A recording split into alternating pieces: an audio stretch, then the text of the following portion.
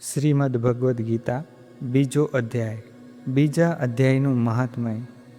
જે મનુષ્ય દરરોજ ગીતાના બીજા અધ્યાયનો પાઠ કરે તે પોતાના સઘળા પાપ કર્મોમાંથી મુક્ત થાય અને સદગતિ પામે. મુક્તિ અપાવનાર બીજા અધ્યાયના પાઠના ફળના સંબંધમાં નીચેનું દૃષ્ટાંત પૂરતું ગણાય. ગીતાના પાઠથી મુક્તિ ફળ. દક્ષિણ ભારતનો કોઈ એક બ્રાહ્મણ પોતાને ચિત્તની શાંતિ પ્રાપ્ત થાય તેના માટે અનેક ઋષિમુનિઓના આશ્રમોમાં જઈને માર્ગદર્શન પૂછતો હતો. સાધુ સંતોની સેવા કરવી, મહેમાનની પરોણાગત કરવી, પોતાના નિત્ય નૈમિત્તિક સઘળા કાર્યો કરવા, આ રીતે ઉત્તમ જીવન જીવવા છતાં જો મનમાં શાંતિ ન હોય તો માણસની મૂંઝવણ ઘણી વધી જાય છે. એક વખત હરિદ્વારમાં તે બ્રાહ્મણને ઉત્તમ સાધુઓના એક સંતના દર્શન થયા. આ બ્રાહ્મણે પોતાની મૂંઝવણ તેમની પાસે રજૂ કરી અને પોતાની ઉપાધિ માટે યોગ્ય ઉપાય પૂછ્યો. આ સંઘમાં આગેવાન જેવા દેખાતા એક પ્રતિભાશાળી સાધુએ તે બ્રાહ્મણને દુર્દમ રાજાના આશ્રિત વિક્રમ શર્મા નામના બ્રાહ્મણની વાત કરી. રાજા આ બ્રાહ્મણને ઘણું ધન આપતો અને બીજા બ્રાહ્મણોને તેમાંથી અમુક ભાગ વહેંચવાનું કહેતો, પણ વિક્રમ કોઈને કશું આપે જ નહીં. વિક્રમની પત્ની વળી વિક્રમ કરતાં ચડે તેવી હતી. તેને પોતાનો પતિ ગમતો નહીં, પણ પતિના ધન ઉપર તેને વધુ પ્રેમ હતો. પોતાને મન ફાવે તે રીતે જીવી શકાય એ હેતુથી વિક્રમની પત્નીએ જ્યારે વિક્રમ ઊંઘતો હતો ત્યારે તેનું ખૂન કરી નાખ્યું. પોતાના પાપ કર્મોને કારણે વિક્રમ પ્રેત બનીને વનમાં ભટકવા લાગ્યો. વિક્રમની પત્નીએ ઘણા દુષ્કર્મો કરેલા, તેથી જ્યારે તેનું મૃત્યુ થયું ત્યારે તેને પશુઓની પ્રાપ્ત થઈ અને તે પણ તે જ વનમાં રહેવા લાગી. આ વનમાં એક મહાત્મા રહેતા હતા. આ મહાત્મા દરરોજ આખો દિવસ ગીતાના બીજા અધ્યાયનો પાઠ કરતા. પશુયોનીમાં રહેલી વિક્રમની પત્ની એક દિવસ ભટકતી ભટકતી પેલા મહાત્માની મઢુલી પાસે આવી. મઢુલીમાં કંઈ ખાવાનું મળશે એવી આશાથી તે મઢુલીનું દ્વાર ખોલવા પ્રયત્ન કરવા લાગી. પ્રેતના રૂપમાં રહેલો તેનો પતિ પણ સંજોગાવશાત તે જ વખતે ત્યાંથી પસાર થતો હતો. તેણે પોતાની પૂર્વજન્મની પત્નીને મઢુલી પાસે જોઈ. આથી પોતાનું વેર લેવાની ઈચ્છાથી તે પણ મઢુલીની બીજી તરફ સંતાઈને ઊભો. મહાત્મા આ વખતે ધ્યાનમાંથી જાગ્યા એટલે તરત જ પોતાની ટેવ પ્રમાણે તેમના મુખમાંથી બીજા અધ્યાયના શ્લોકો નીકળવા લાગ્યા. આ શ્લોકોના ઉચ્ચારણથી અતિ પવિત્ર વાતાવરણ સર્જાવા લાગ્યું. પ્રેતના રૂપમાં રહેલો વિક્રમ અને પશુ બનેલી તેની પત્ની આ વાતાવરણની અસરમાં ભાન ભૂલીને સ્થિર બની ગયા અને જ્યાં પાઠ પૂરો થયો કે તરત જ બંને પવિત્ર થયા અને પોતાના દેહ છોડીને દેવી દેહ ધારણ કરીને તે જ સમયે ઉત્તમ વિમાનમાં સાથે બેસીને ઉત્તમ ગતિને પામ્યા. આ વાત કહીને પેલા સંતે દક્ષિણી બ્રાહ્મણને પણ તે પાઠ કરવાનો ઉપદેશ આપ્યો. તે પછી બીજા અધ્યાયનો દરરોજ પાઠ કરવાથી આ દક્ષિણી બ્રાહ્મણે પોતાના મનમાં શાંતિનો અનુભવ કર્યો. જ્યારે તેનો જીવનકાળ પૂર્ણ થયો ત્યારે તેને પણ ઉત્તમ ગતિ પ્રાપ્ત થઈ. અધ્યાય બીજો. સાખ્ય યોગ. માનવીના દેહને બાળપણ, જુવાની, ઘડપણ ક્રમે ક્રમે આવે છે. મોહ માયા અંતરાય છે. સંજયે ધૃતરાષ્ટ્રને કહ્યું, હે રાજવી, અર્જુનના દિલમાં દયા હતી અને મનમાં મોહ પણ હતો, એટલે તેની આંખમાં આંસુ હતા અને ઘણા દુઃખી હતા. ભગવાન શ્રી કૃષ્ણએ અર્જુનને કહ્યું, હે અર્જુન, તને જે મોહ થયો છે તે તારી કીર્તિનો વિનાશ કરનારો અને સ્વર્ગ મેળવવામાં અંતરાય રૂપ છે. અત્યારે તને આવો મોહ કેમ થયો? તું ઢીલો ન થા, આ તારે માટે યોગ્ય નથી. તારા મનની આ નબળાઈ કાઢી નાખ અને બહાદુરની જેમ લડવા માટે ઊભો થા. અર્જુન બોલ્યો, હે મધુસૂદન, યુદ્ધને માટે સામે ઊભેલા દ્રોણ તથા ભીષ્મ જેવા વડીલો મારા માટે પૂજ્ય છે. તેમની સામે મોટે અવાજે બોલાય પણ નહીં તો તેમના ઉપર તીરનો વરસાદ કેવી રીતે થાય? વડીલોને મારવાથી સ્વર્ગ મળતું હોય તો તેના કરતાં ભીખ માંગીને રહેવું તે વધારે સારું છે. વડીલોની હત્યા કરીને તેમના લોહીથી ખરડાયેલા ભોગ કે સુખ સારા ન જ ગણાય. દુર્યોધનનું અનાજ ખાઈને જીવનારા આ વડીલોના લોહીવાળા ભોગ ભોગવવા તે યોગ્ય નથી. યુદ્ધમાં લડવું કે નહીં એ બેમાં વધુ સારું શું? આ લડાઈમાં કોની જીત થશે તેની મને ખબર નથી, પણ આ વડીલોને મારીને મને જીવવાનું ન જ ગમે. હે કૃષ્ણ, હું તો સાવ ડરી ગયો છું અને મારી બુદ્ધિ કામ કરતી નથી. મારે શું કરવું તે મને સમજાતું નથી. હું તમારો શિષ્ય છું અને તમારા શરણમાં છું એમ સમજીને મને સાચો માર્ગ બતાવો અને યોગ્ય ઉપદેશ કરો. કારણ કે સ્વર્ગ મળે તેનાથી જેવો આનંદ થાય તેવો આનંદ પણ અત્યારે મારા મનમાં શોકને મટાડી શકે તેમ નથી. માટે હું તો યુદ્ધ કરવાનો નથી. બંને લશ્કરની મધ્યમાં ઊભેલા અર્જુનની આવી હાલત જોઈને ભગવાન હસીને બોલ્યા, હે અર્જુન, વિદ્રાનના જેવી વાતો કરવામાં તું હોશિયાર છે, પણ વિદ્રાન માણસો તો જીવતાનો કે મરેલાનો કોઈનો પણ શોક કરતા નથી. આપણે આજ પહેલાં ક્યારેય પણ હતા નહીં અને હવે પછી ફરી ક્યારેય નહીં હોઈએ તેવું માનવું બરાબર નથી. આજ પહેલાં પણ આપણી હયાતી હતી અને હવે પછી પણ હશે. કારણ કે જીવ તે તો પરમાત્માનો અંશ છે. શરીરનો નાશ થાય ત્યારે જીવ નાશ ન પામે. જીવ શરીરમાં હોય ત્યારે બાળક થાય, યુવાન થાય, કરડો થાય. તે જ પ્રમાણે તેનો એક જન્મ પૂરો થાય એટલે તેને બીજો જન્મ મળે જ. અને તેથી જ બુદ્ધિવાળા માણસો આ વાતનું દુઃખ લગાડતા નથી. ઠંડી, ગરમી, સુખ, દુઃખ આ બધું જેના વડે સમજાય છે તે ઇન્દ્રિયો અને તે ઇન્દ્રિયોના વિષયો આ બંને થોડા સમય માટે જ ભેગા મળે છે અને તેથી તે બંનેનો યોગ કાયમનો નથી. એટલે તેનો યોગ અને વિયોગ સહન કરવા જોઈએ. ભગવાન કહે છે, હે અર્જુન, એ બાબતથી કદી હર્ષ કે શોક કરવો નહીં. જે સહન કરી શકે તેને તો સુખ દુઃખ બેઉ સરખા જ લાગે અને તે બંનેને જે સરખા સમજે તેવા બુદ્ધિશાળી માણસો મોક્ષ મેળવે છે. ટાટ તાપ, સુખ દુઃખ આ બધા ખોટા પદાર્થો છે, કારણ કે તે આત્માથી જુદા છે. માત્ર આત્મા એક જ સાચી વસ્તુ છે અને તેથી આત્માનો ક્યારેય પણ નાશ થતો નથી. આખું વિશ્વ આત્માથી વ્યાપ્ત છે, માટે આત્માનો કોઈ નાશ કરી શકતું નથી. આત્મા નાશ ન પામનાર અપરિચ્છિન્ન છે અને આત્મા જ્યારે રહે છે તે આ શરીરને સુખ દુઃખ વગેરે બધું જ લાગે છે. આમ જ્યારે આત્મા અવિનાશી છે અને જ્યારે આત્માને સુખ દુઃખ વગેરે બાબતો સાથે સંબંધ જ નથી તો પછી આમ મોહથી શોક કરવો તે યોગ્ય નથી. માટે શોક છોડીને તું યુદ્ધ કર, તારો ધર્મ ન છોડીશ. કેટલાક એમ સમજે છે કે આ આત્મા મરે છે અથવા બીજાને મારે છે, પણ ખરેખર તે લોકો ખોટું સમજે છે, અર્થાત કાંઈ સમજતા જ નથી. આત્મા કોઈને મારતો પણ નથી અને કોઈ વડે મરાતો પણ નથી. આત્માને જન્મ કે મરણ કાંઈ લાગતું નથી. શરીરનો નાશ થાય ત્યારે પણ આત્માનો નાશ થતો જ નથી. એ વાત જ સાચી છે. માણસ જેમ જૂના વસ્ત્રો છોડી દે છે અને બીજા નવા ધારણ કરે છે, તેમ આત્મા પણ જૂનું શરીર છોડી નવા શરીરને ધારણ કરે છે. કોઈ હથિયાર આત્માને કાપી શકતું નથી, અગ્નિ તેને બાળી શકતો નથી, પાણી પીગળાવી શકતું નથી, તેમજ હવા તેને સૂકવી શકતી નથી. આમ ન કપાય તેવો, ન બળે તેવો, ન પીગળે તેવો અને ન સુકાય તેવો હોવાથી આત્મા નિત્ય છે, બધે વ્યાપેલો છે, ચડે નહીં તેવો સ્થિર અને સનાતન છે.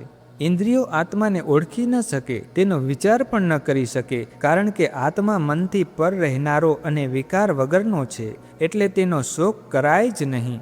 હવે જો આપણે એમ માનીએ કે આત્મા જ મરે છે અને જન્મે છે તો પણ તેનો શોક કરવો નકામો ગણાય, કારણ કે જે જન્મે છે તે જ મરવાનો અને મરે છે તે ફરી જન્મવાનો જ છે. પ્રાણી માત્ર જન્મે તે પહેલાં શરીર વગરના હોય અને મરે તે પછી પણ તેને શરીર તો હોય. જ્યારે તે જન્મ ધારણ કરે ત્યારે જ તેને શરીર મળે, તો પછી તેનો શોક કરવાથી શું લાભ? આત્મજ્ઞાન એ ઘણી ગંભીર બાબત છે. શાસ્ત્ર જાણનાર મોટા આચાર્યો એમ કહે છે કે આત્મા બધે રહેલો, હંમેશા રહેનારો, કાયમ આનંદરૂપ, જ્ઞાન સ્વરૂપ અને અલૌકિક છે. એટલે કેટલાકને આત્મા માટે નવાઈ જણાય છે, આથી ઘણા તેને નવાઈ રૂપ જુએ અને તેને માટે નવાઈથી બોલે અને કોઈ જાણે નવાઈની જેમ સાંભળે. આમ છતાં કોઈ આત્માને સંપૂર્ણપણે જાણી શકે નહીં. આત્મા દરેકના શરીરમાં વસે છે અને તેને મારી શકાતો નથી. ક્ષત્રિય માટે યુદ્ધ ધર્મ શ્રેષ્ઠ. ભગવાન કહે છે, હે અર્જુન, તું ક્ષત્રિય છે. ક્ષત્રિય માટે ધર્મયુદ્ધ એ જ મોટી બાબત છે. ધર્મયુદ્ધ કરનાર ક્ષત્રિયને બીજી કોઈ મહેનત વગર જ સ્વર્ગ મળે છે. જે ક્ષત્રિય ભાગ્યશાળી હોય તેને જ આવું યુદ્ધ આવી મળે. જો તું આવું યુદ્ધ કરવાની ના પાડે તો તારો ક્ષત્રિય ધર્મ પણ જાય અને યશ કીર્તિ પણ જાય અને પાપ તો લાગે જ. લોકો પણ નિંદા કરે, આવી નિંદા કરતાં મોત સારું, કારણ કે નિંદાનું દુઃખ મરણથી પણ વધારે ગણાય છે. મોટા યોદ્ધાઓ એમ બોલશે કે અર્જુન ડરીને ભાગ્યો. જે લોકો આજે તારા ગુણ ગાય છે તે કાલે તારી નિંદા કરવાના અને દુશ્મનો તો તારા માટે ન બોલવાના શબ્દો બોલશે. હવે આનાથી મોટું દુઃખ શું? જો યુદ્ધમાં તારું મરણ થાય તો તું સ્વર્ગ જવાનો અને જીતે તો પૃથ્વીનું રાજ્ય મળવાનું. પાપનો ડર નકામો છે. સુખ દુઃખ, લાભ નુકસાન, હાર જીત આ બધી વસ્તુઓ તો સરખી જ છે. એટલે એમ સમજીને જ્યારે તું યુદ્ધ કરે ત્યારે તને પાપ લાગવાનું નથી. આ બધી જ્ઞાન યોગની વાત મેં તને કરી. હવે તને કર્મયોગ શું કહેવાય તે સમજાવું છું. માટે નિષ્કામ કર્મયોગ પણ સમજી લે. નિષ્કામ કર્મફળ. જે માણસની બુદ્ધિ નિષ્કામ હોય તેને કર્મના બંધન લાગે નહીં. નિષ્કામ કર્મનું બળ ઓછું કે વધારે હોય તેનાથી પ્રારબ્ધનો નાશ ન થાય અને દોષ પણ ન થાય. એટલે નિષ્કામ કર્મ થોડું પણ જો થાય તો તેનાથી માણસ મરણના ફેરામાંથી છૂટે. નિષ્કામ કર્મ એ ઈશ્વરની આરાધનાનું જ સ્વરૂપ છે.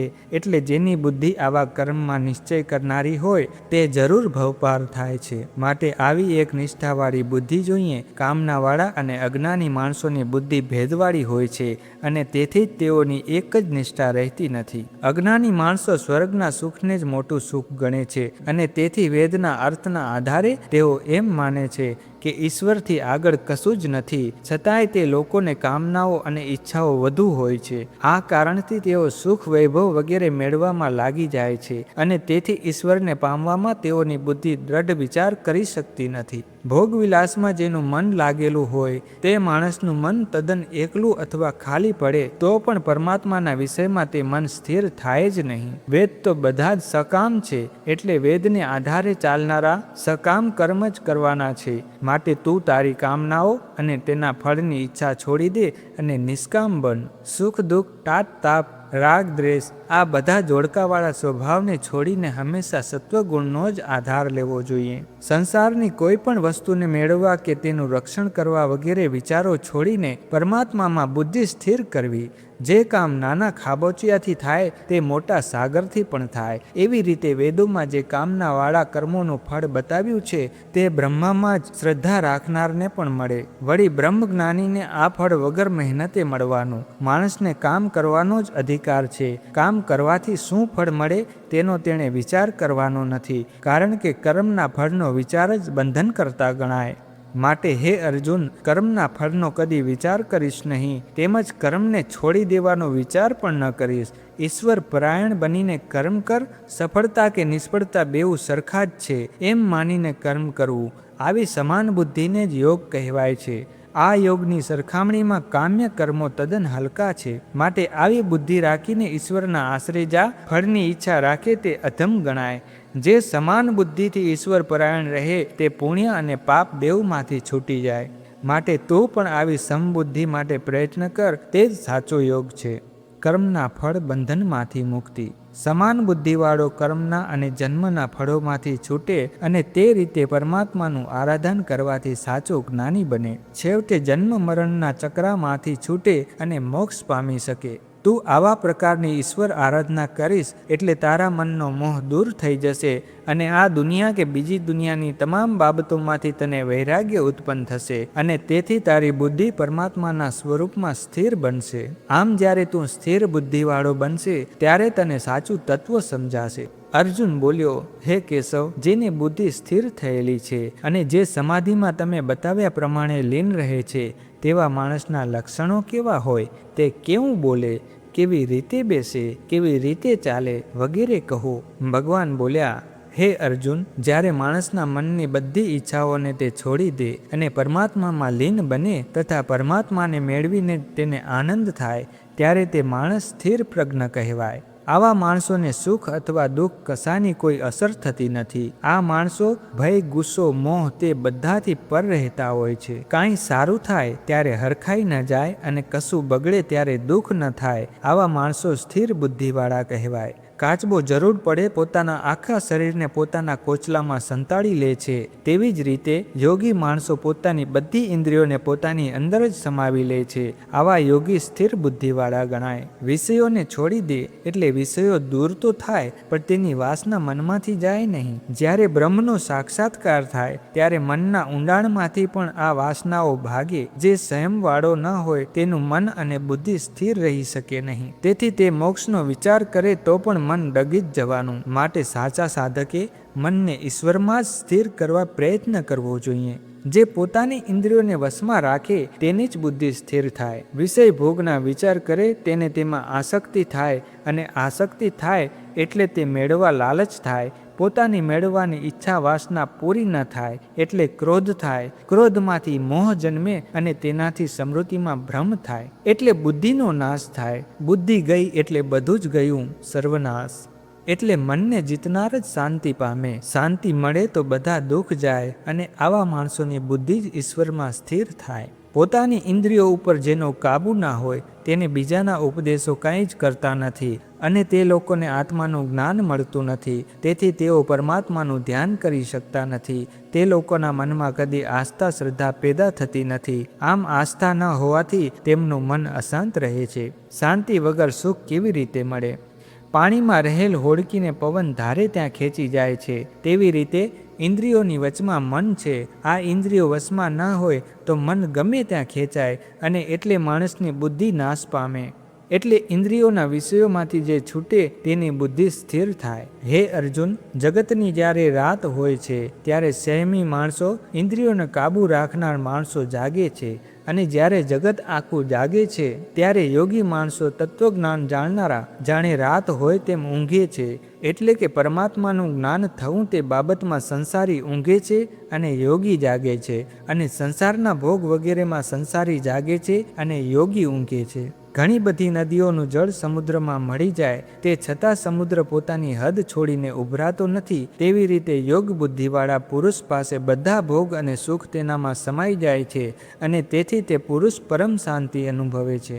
ભોગ વગેરેની ઈચ્છાવાળો કદી શાંતિ પામે જ નહીં. બધી કામના ઈચ્છા છોડીને અભિમાન અથવા મમત્વ વગરના થઈને જીવવું જોઈએ, તો જ શાંતિ મળે. હે અર્જુન, બ્રહ્મને પામવા માટેની આસ્થા શ્રદ્ધા વિશે આ બધી વાત કરી. આ પ્રકારની આસ્થા બ્રહ્મનિષ્ઠા મેળવનાર સંસારના મોહમાં પડે જ નહીં, અને અંત સમયે તેની આ શ્રદ્ધા જ તેને પરમપદ બ્રહ્મપદ અપાવે. બીજા અધ્યાયનો સારાંશ.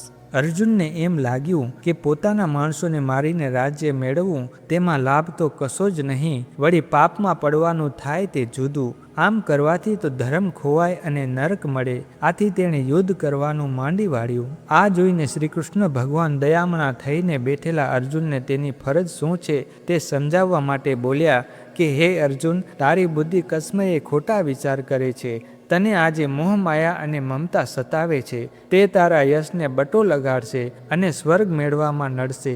અર્જુન બોલ્યો, દ્રોણ મારા ગુરુ છે, તેમને તથા તેમના જેવા બીજા મુરબીઓને અને સગાઓને મારીને રાજ્ય મેળવવું પડે તો તે રાજ્ય મારે ન જોઈએ. માટે મારું ભલું થાય તેવો રસ્તો બતાવો. કૃષ્ણ બોલ્યા, હે અર્જુન, જેનો શોક ન કરવો જોઈએ તેવી વાતનો તને શોક થાય છે તે ખોટું છે. બુદ્ધિવાળા લોકો કોઈનો પણ શોક કરતા નથી. શરીર ધારણ કરે તે જન્મ, બાળપણ, યુવાની, ઘડપણ અને મૃત્યુ તો હોય જ. આ બધું તો શરીરને માટે છે. આત્મા તો અમર છે. હવે કોનો શોક કરવાનો? સુખ તથા દુઃખને જે સરખા ગણે તેને જ મોક્ષ મળે. આ જગતની રચના કરનાર પરમાત્મા આખા જગતમાં વ્યાપેલા છે, તે જ એક સત્ય. શરીર તો નાશ પામનાર જ છે. આત્મા કદી મરતો નથી, તેને કોઈ જ મારી શકતું નથી. શરીર જૂના કપડાં કાઢીને નવા પહેરે તે જ રીતે આત્મા શરીર બદલે. હથિયારો, ગરમી, ઠંડી, પાણી કશાની આત્માને અસર ન થાય. આત્મા તો અચળ અને સનાતન છે. જન્મે તે મરે અને મરે તે ફરી જન્મે, તે વાત તો નક્કી જ છે. ધર્મ માટે લડવું પડે તે ક્ષત્રિયને માટે ભલાઈનું કામ ગણાય. જો આ યુદ્ધ ન કરે તો તેનાથી ક્ષત્રિયનો ધર્મ લાજે અને તેની કીર્તિ નાશ પામે, તથા પાપ લાગે તે જુદું. માટે તું જો આ યુદ્ધ કરશે તો પુણ્ય મળશે, અને જીત થશે તો રાજ્ય મળશે, અને હાર થશે તો મર્યા પછી સ્વર્ગ મળશે. માટે લડાઈ કરવા તૈયાર થા, યુદ્ધ કરવા તૈયાર થા. ભોગ વિલાસ અને વૈભવમાં જે ગરકાવ થઈ જાય તે આત્મતત્વને કે સમાધિને સમજી જ ન શકે. કામ કરવું તે માણસના અધિકારની વાત છે, પણ તેના ફળ બાબતે તેનો જરાય અધિકાર નથી. જે ફળની ઈચ્છાથી કામ કરે તે હલકો અને કંજૂસ ગણાય. ફળ મળે કે ન મળે તે બંને બાબત સરખી ગણનાર જ સાચો હોશિયાર જાણવો. માણસ બધી ઈચ્છાઓ છોડી દે અને આત્માને પામવામાં જ સંતોષ અનુભવે તો તે ખરો ડાયો સ્થિર પ્રજ્ઞ ગણાય છે.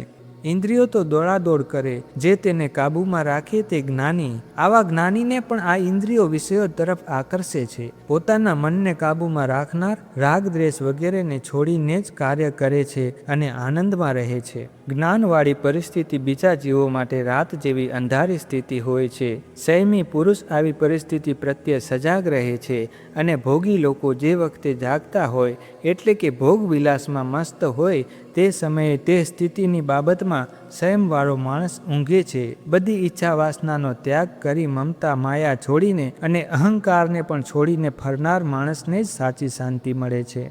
બીજો અધ્યાય સંપૂર્ણ.